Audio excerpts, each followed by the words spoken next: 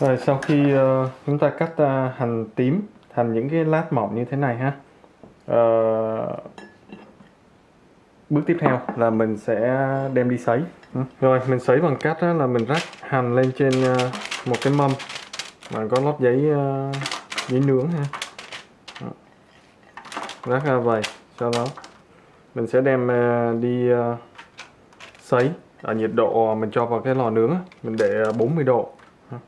Sấy đến khi nào mà nó héo lại là lúc đó được.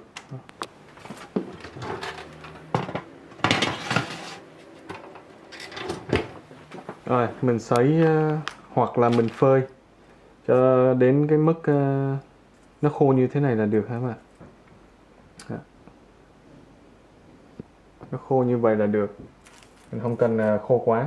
Thì mục đích phơi cho nó khô bớt đi á là để cho tí nữa mà mình chiên á, mình chiên nó nhanh hơn và nó không có bị cháy. Bởi vì khi mà nước mà nó ở trong dầu nóng á, nó rất là dễ tạo ra những cái điểm cháy cho trên cái sản phẩm của mình ha. Thì lúc đó nó sẽ không có vàng đều, mà có chỗ là màu nó bị đậm, có chỗ bị cháy đen, có chỗ thì vàng, có chỗ thì chưa vàng ha. Ok, giờ bắt đầu là mình chuyển sang công đoạn chiên. Rồi giờ mình kiểm tra dầu mình nóng chưa. Khi thả vô mà nó nổi bong bóng lên như thế này có nghĩa là nó nóng rồi ha. Giờ mình cho nó vô, cho hành vô.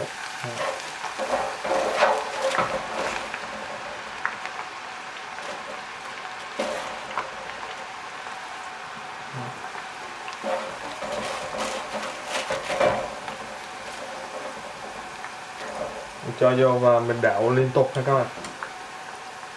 Đảo để cho nhiệt nó đều, và khi mà hành nó luân chuyển như thế này á là nó sẽ bốc hơi một cách dễ dàng hơn, nhanh hơn, và làm cho hành của mình nó chín đều và vàng đều hơn ha. Trong cái quá trình mà mình phi hành á, các bạn lưu ý là lửa phải điều chỉnh ha, nó không được quá nóng, nếu không thì cái hành của mình nó dễ bị cháy. Đến lúc này á là mình thấy cái lượng bong bóng nó ít đi rồi, có nghĩa là cái hơi nước á nó bốc lên phần lớn, nó còn lại rất là ít. Thì những cái khi mà cái dầu mà nổ bong bóng như vậy á, có nghĩa là nó thể hiện là hơi nước nó vẫn còn ở trong hành của mình. Cho nên là mình vẫn tiếp tục mình đảo để cho nó bốc hơi nước đi, đến khi nào mà nó không còn bong bóng nữa, chứng tỏ là lúc đó là nó sẽ hết hơi nước và nó sẽ chuyển sang làm cho cái hành của mình á nó vàng, và sau đó là nó giòn. Đến lúc này thì mình thấy á, lượng bong bóng nó giảm đi rất là nhiều rồi, và mùi thơm của hành phi á bắt đầu nó bốc lên rất là thơm. Đến lúc này là mình thấy hành của mình á nó đang chuyển sang màu vàng rồi ha.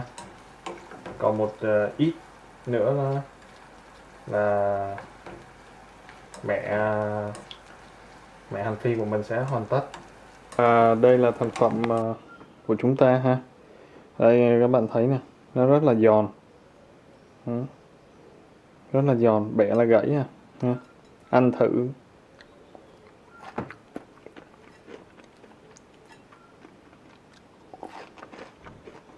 Cái vị của nó rất là đặc biệt là nó có cái vị ngọt. Ngoài cái việc giòn, màu đẹp ra thì cái hành phi của mình rất là ngọt các bạn. Thì đối với người Việt Nam á, hành phi được sử dụng khá là rộng rãi trong những cái món như là bún mọc nè, bún thịt nướng nè, rồi trong những cái món gỏi hay món salad vậy. Rồi, giờ chúc các bạn thành công. Hẹn gặp lại các bạn trong những clip tiếp theo.